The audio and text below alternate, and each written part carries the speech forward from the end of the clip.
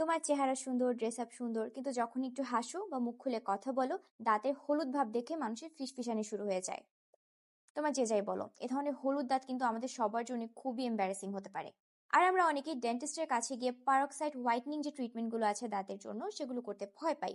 Peroxide use করতে হবে বা অনেকের কাছে আসলে অ্যাফোর্ডেবলও মনে হয় না। আমি যদি তোমাদেরকে বলি তোমার একটা টুথপেস্ট ব্যবহার করে ইনস্ট্যান্টলি তোমার ইয়েলো টিথকে হোয়াইটেন করে ফেলতে পারবা, তাহলে কি বিশ্বাস করবা? ইয়েস, এটা একদমই সম্ভব উইথ পার্পল টুথপেস্ট। এই পার্পল টুথপেস্ট নিয়ে এত এত ভাইরাল ভিডিও আমার মতো তোমরা নিশ্চয়ই দেখেছো, এবং তোমাদের মনে সন্দেহ জেগেছে যে এগুলা কি আসলে রিয়েল নাকি এআই। আজকে আমি তোমাদের চোখের সামনে পার্পল টুথপেস্টটাকে টেস্ট করব, এটা নিয়ে থিওরি কি, সাইন্টিফিক ব্যাকগ্রাউন্ড কি, সবকিছু নিয়ে কথা বলবো, এবং আমরা দেখবো যে তোমার কি আসলে এটা কেনা উচিত কিনা। বাজারে কিন্তু অনেকগুলো পার্পল টুথপেস্ট পাওয়া যায় এবং তোমরা অনেকেই অনেক সময় কনফিউজ হতে পারো যে আসলে কোনটা কিনবা। আমি অনেক রকমের পার্পল টুথপেস্ট অলরেডি ট্রাই করে দেখেছি। আমার হাতে এই মুহূর্তে যেটা হচ্ছে হাই স্মাইল ব্র্যান্ডের। আমি দেখেছি যতগুলো ভাইরাল ভিডিওস আছে তার মধ্যে বেশিরভাগই হাই স্মাইল এটা ইউজ করা হয়েছে। সো অনেক খোঁজাখুঁজি করে আমি অরিজিনাল হাই স্মাইল ব্র্যান্ডের পার্পল টুথপেস্টটা খুঁজে পেয়েছি, এবং let's try it out today.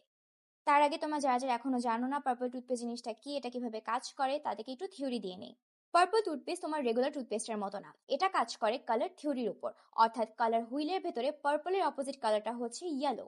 So তোমার দাঁতের ইয়েলো স্টেইনটাকে নিউট্রালাইজ করার জন্য এখানে আছে পার্পল পিগমেন্টস। তো বুঝতেই পারছো, তুমি যখন পার্পল টুথপেস্ট ইউজ করবে, এটা তোমার দাঁতের হলুদ ভাবকে পুরোপুরি গায়েব করে দেবে না, বরং ঢেকে দিবে। অর্থাৎ কালার হুইলে তার কমপ্লিমেন্টারি কালার ইয়েলোটাকে এটা নিউট্রালাইজ বা ক্যান্সেল আউট করে দিবে। ট্র্যাডিশনালি ডেন্টিস্টদের কাছ থেকে যে হোয়াইটনিং ট্রিটমেন্টগুলো নেওয়া হয় সেখানে পারক্সাইড ইউজ করা হয়, এটার ভেতরে কোনো পারক্সাইড নাই। আবার আমরা রেগুলার যে টুথপেস্ট ব্যবহার করি সেখানে থাকা ফ্লোরাইডও এটার ভেতরে নাই। এটাকে মোটামুটি দাঁতের জন্য একটা সিরাম হিসেবে ব্যবহার করতে পারো, যেটা তোমাকে টেম্পোরারি তোমার দাঁতকে ইনস্ট্যান্টলি হোয়াইটনিং বেনিফিট দিতে পারবে। এই হোয়াইটনিং ইফেক্টটা ইনস্ট্যান্ট কিন্তু পার্মানেন্ট না, তুমি রেগুলার খাওয়া দাওয়া করলে বা পুরো দিন গেলে দেখবে আস্তে আস্তে হোয়াইটনিং ইফেক্টটা ফেড হয়ে যাচ্ছে। বাট তোমার যখন আবার প্রয়োজন হবে, তুমি জাস্ট এটা দিয়ে ব্রাশ করলে ইনস্ট্যান্টলি তোমার দাঁতের ভেতরে হোয়াইটনিং বেনিফিটটা দেখতে পাবা। অনেক তো থিওরিটিক্যাল কথা হলে, এবার চলো প্র্যাকটিক্যালি এটা আমরা ইউজ করে দেখি এটা আসলে কাজ করে কিনা। এটা ব্যবহার করার একটা নিয়ম আছে। তুমি তোমার টুথব্রাশের ভেতরে এই টুথপেস্টটার 2 পাম্প নিবা। দেন এটা দিয়ে তোমার টিথটাকে ব্রাশ করার পরে মোটামুটি 30 সেকেন্ড তুমি তোমার দাঁতের ভেতরে এটাকে রেখে দিবা। আমি একটু আগে লাঞ্চ করেছি এবং এই হচ্ছে আমার দাঁতের বর্তমান অবস্থা। Now let's brush it.